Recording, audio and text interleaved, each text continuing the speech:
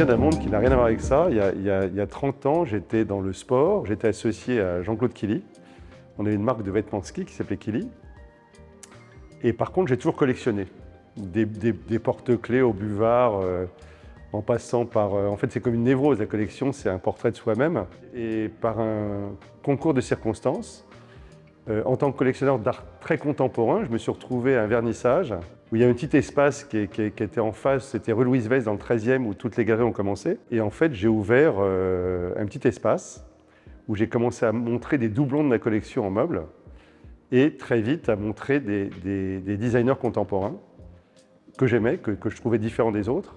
Et ça a marché plutôt très vite puisqu'en fait, ces galeries d'art contemporain qui m'entouraient avaient tous de très gros clients qui découvraient le travail des designers contemporains. Alors d'abord, la galerie, c'est une démarche.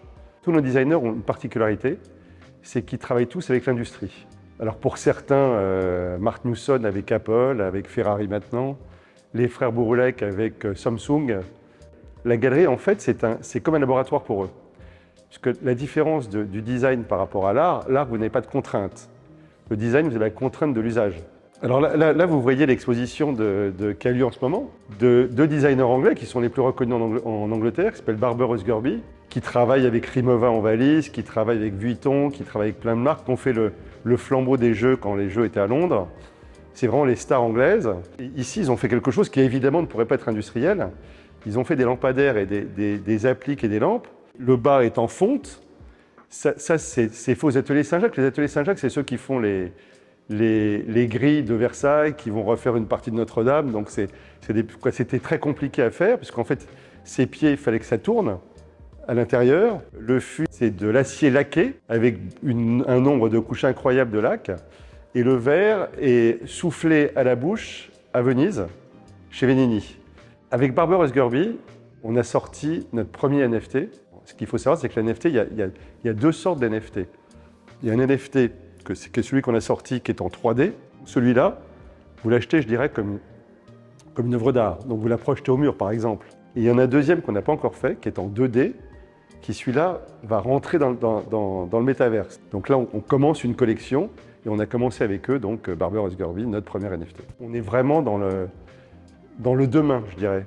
Je vous prends un exemple, Naoto Fukuzawa, dans ce que vous connaissez, il a été en fait le précurseur, c'est celui qui a fait entre autres ces boutiques japonaises qui s'appellent Muji. On a fait des travaux dans la galerie il y a 10 ans. Il m'a dit, je vais te faire une pièce, je vais mettre des pierres de la galerie que je vais mélanger à d'autres pierres. Et en fait, quand quelqu'un voudra acheter une pièce, il me donnera des pierres qui sont importantes pour lui, qui vont devenir les pieds de son bureau. Et en fait, il pourra de temps en temps rêver et partir sur quelque chose qui sera autre que le travail. Donc en fait, quand il a fait ça à la galerie, son idée aussi, c'était de se dire, est-ce que demain, quand Vitram demande de faire un bureau, ou quand des industriels demandent de faire un bureau, dans le cahier des charges, est-ce qu'il ne faudrait pas rajouter ce côté que tout homme a besoin de quelque part s'arrêter un petit peu et de penser à autre chose. Alors, François Bauchet, moi je l'ai connu il y a très longtemps. Sa particularité, je dirais, c'est que ses pièces ont une sensualité incroyable.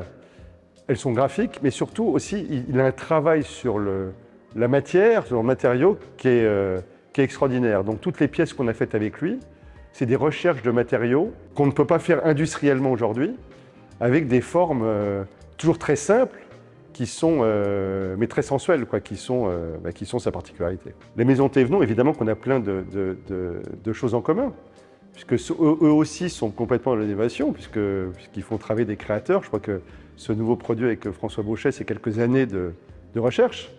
Et donc, ils sont aussi dans cette envie de faire différent de tout le monde. Et ils y arrivent très bien.